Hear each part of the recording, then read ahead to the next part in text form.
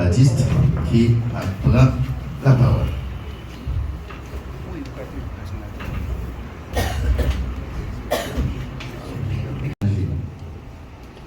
Jamais personne n'a nous là, côté nous y a pas changer la vie de mon Joël la caille. Tant que la vie monde qui a ça. Donc il faut qu'il y ait des gens qui acceptent ou c'est un maillon dans la chaîne. Et pour nous accepter comme maillon, c'est nous tous qui pouvons. La Constitution de la République, vu l'accord du 3 avril 2024, considérant que le mandat du CPT arrive à terme dans 24 jours, soit le 7 février 2026, les élections devant renouveler le personnel politique en Haïti n'ont pas eu lieu et le climat sécuritaire n'est pas rétabli comme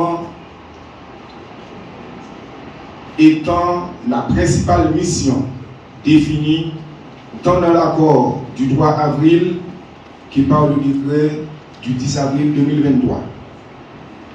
Considérant que l'accord politique du 3 avril exclut toute reconduction, prorogation ou prolongation de mandat et que toute tentative de se maintenir au pouvoir au lendemain du 7 février 2026 est susceptible de précipiter le pays dans une situation de chaos encore pire que celle que vit le peuple haïtien depuis tantôt 5 ans.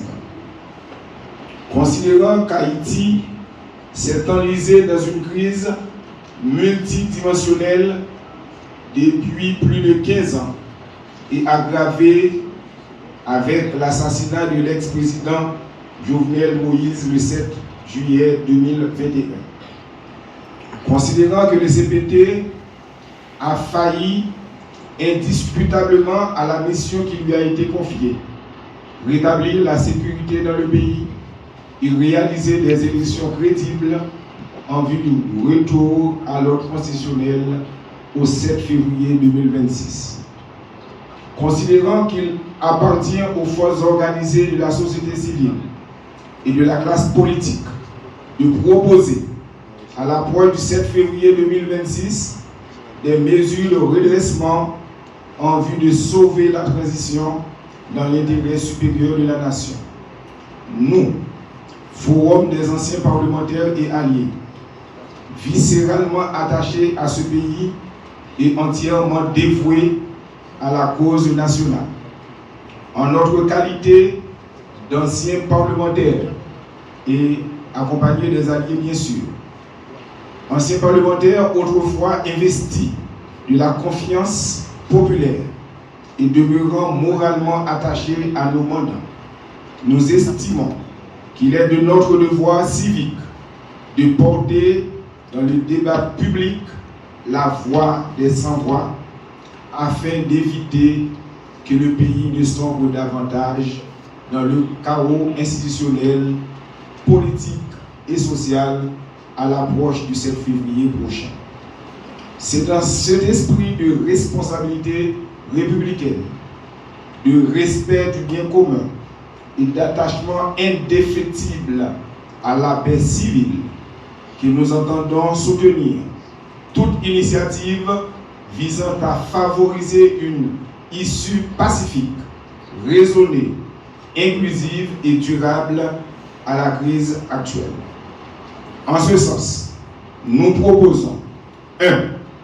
Une transition avec un exécutif bicéphale ayant un président et un premier ministre choisis dans un consensus large prenant en considération tous les protagonistes. Nous devons donc déployer tous les efforts pour trouver cette entente au plus vite. C'est pourquoi le Forum des anciens parlementaires appuie vivement toute démarche de médiation engagée entre les secteurs en vue de faciliter ce dialogue tant nécessaire. 2. La formation d'un gouvernement de consensus dont la mission consiste à créer les conditions favorables pour la tenue des élections. Quand nous parlons de conditions favorables, nous parlons de sécurité d'abord et apaisement social ensuite. Réaliser des élections libres, honnêtes, démocratiques sur tout le territoire national en vue de renouveler le personnel politique qui attend depuis tantôt 5 ans. Vive la nation haïtienne dans l'unité nationale. Je vous remercie.